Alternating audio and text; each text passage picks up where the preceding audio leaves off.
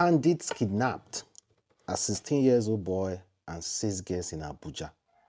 And according to the news from Eastern Blog, it says 16-year-old boy and 6 girls have been adopted by bandits during a late-night attack on Gida Bijimi, a community in Kawu ward of Buhari Area Council, Federal Capital Territory, which borders Marks Village near the Kaduna state boundary, was raided around 9:47 p.m. on Wednesday. Today is Friday, and yesterday was Thursday. That is on 26. They say handmen wielding AK-47 rifles reportedly stormed 2 houses and whisked away the victims, him having gunfire. A resident of Kawo, Suleiman, confirmed the incident, saying the attack drew the community into confusion. He said local vigilante attempted to confront the bandits but restricted due to the attack superior firepower. According to him, the adopted girls are aged between 17 and 23. It was around 9:53 p.m. when a call came from Gida that bandits invaded the village and adopted 6 young girls. Unfortunately, according to the man, he said, my cousin was among the victims, he said. The incident forced some residents to flee the community, and no contact has yet been made with the adopters. Efforts to reach SP Ade, spokesperson of the FCT command, were unsuccessful, as calls and messages were not answered at the time of filing the report. The attack comes barely 2 days after FCT minister directed security agency to strengthen surveillance at Abuja borders. 6 girls between the age of 17 and 23, and a boy of 16 years old. God, 6 girls, oh God. God, 6 girls. God, these bandits. Meanwhile, our Senates are currently really speaking out this time. I don't know why they speak out this time. It seems as if they have been quiet for a long time. But now they are speaking out. And Oshomole was one of those a very outspoken senator who spoke against how the Nigerian government treats bandits, pampered bandits. Check it out, guys. Has a right. How can an offense that carry death penalty, a judge reduce it to 20 years in prison? That is not acceptable. But he has violated the laws passed by the parliament. Number 3, sir, and this will be the last. Has that happened in Nigeria already? It has. Somebody convicted of terrorism was sentenced to 20 years in prison.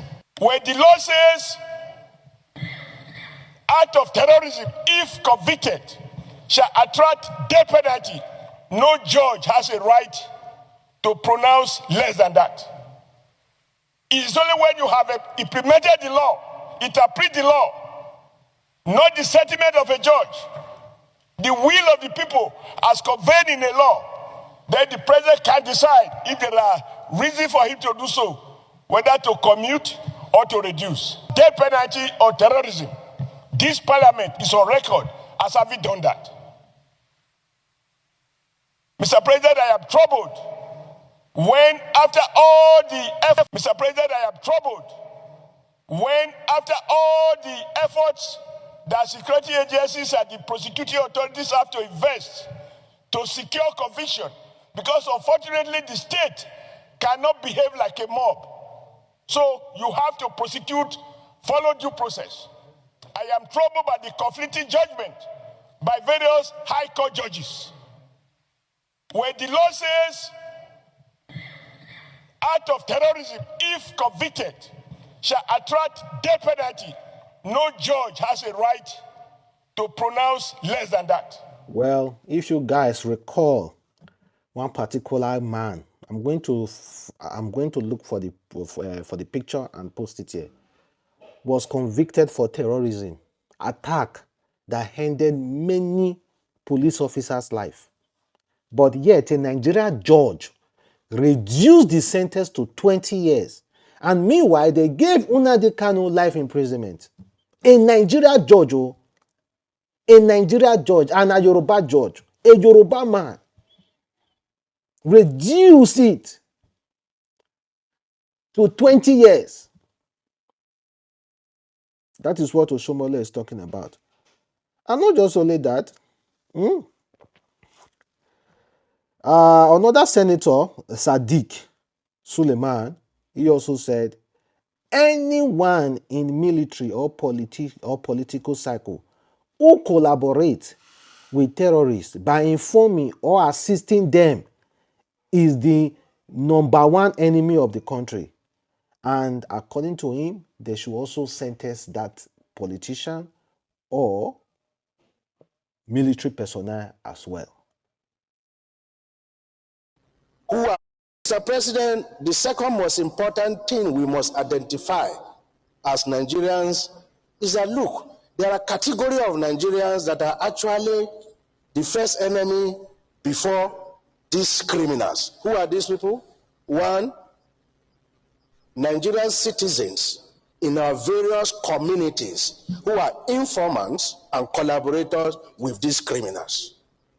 Two, individuals in the military cycle, in the political space, who are collaborators, who are informing and assisting these persons. They are the number one enemies of this country. Mr. President, we must identify this as such and deliberately have an aggressive approach to come after these people and openly get them out for everybody to see, regardless of who is involved in this. Number three, Mr. President, which is what I have noticed first, I just came back from my constituency, and luckily the GOC from Ibadan that controls Kwara, the commander, they were in my constituency, and I went to join them. Yeah, I'm happy you guys are here. Large number of military people. What's the plan? And they told me how they are moving, what they are going to do, and so on. Mr. President, the challenge I've seen is directly linked with what Zama said. Yes, they are obeying the instruction of the commander-in-chief. That's why they are in my constituency. But how are they operating? I think there's a gap here. Why is that a gap? Maybe we are all getting it wrong. These guys are trained in conventional warfare. Their SOPs, their understanding right now is probably we are not at war. And this military guy needs to be given a different type of approach in combating the enemies. And lastly, Mr. President, legislatures, we've been doing our best as far as supporting the military complex with appropriation. What I still think is high time that we change our focus and, in fact, invest more in our security. Because if the country is not secure, we can't have education, we can't have healthcare, we can't have infrastructure. Well, the senators are very up and doing now. It's quite surprising that even the senators, let us be honest, they are not even well informed. We, the Nigerians, are very well informed than the senator and the House of Rep. But it's good to see them. They are actually working. Check this House of Rep member, what he has to say.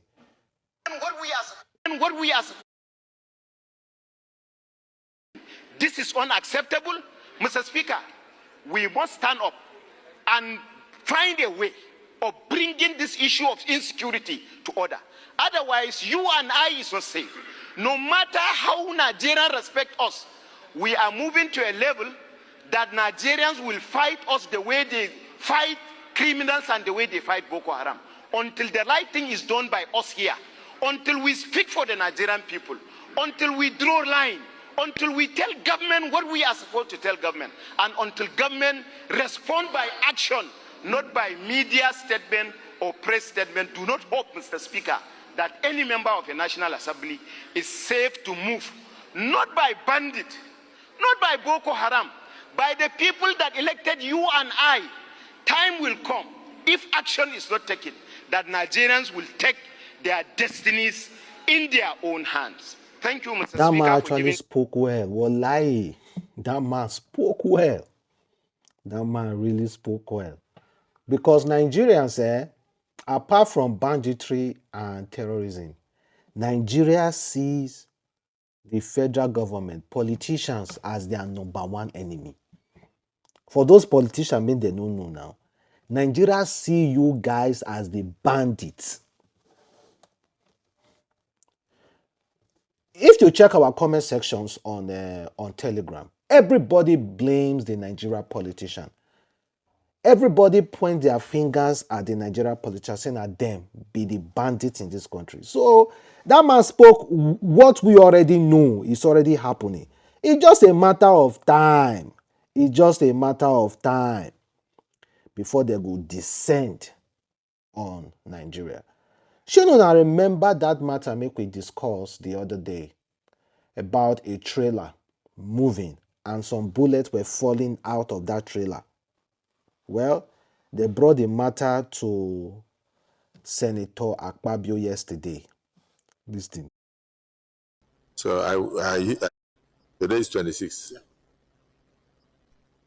There is along Zaria Sokoto Highway.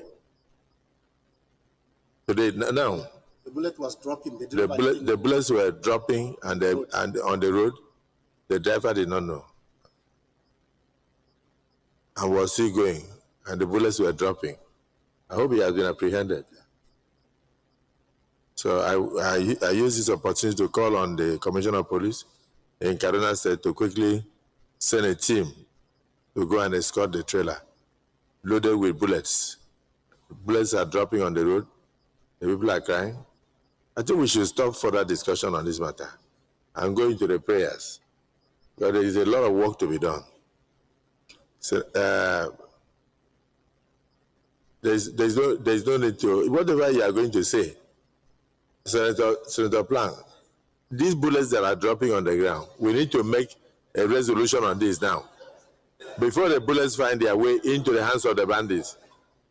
Are you going to say the bullets should not be? Okay, to say something now, because I don't want anybody to feel that it was shot out. Let's just use 30 seconds and say what you want to say, because these issues are too serious, and security really should not be discussed in the open like this. Yes, sir. But because of the peculiar circumstance that we have found ourselves, look at it's here. Yes, sir. Now they see him. I think the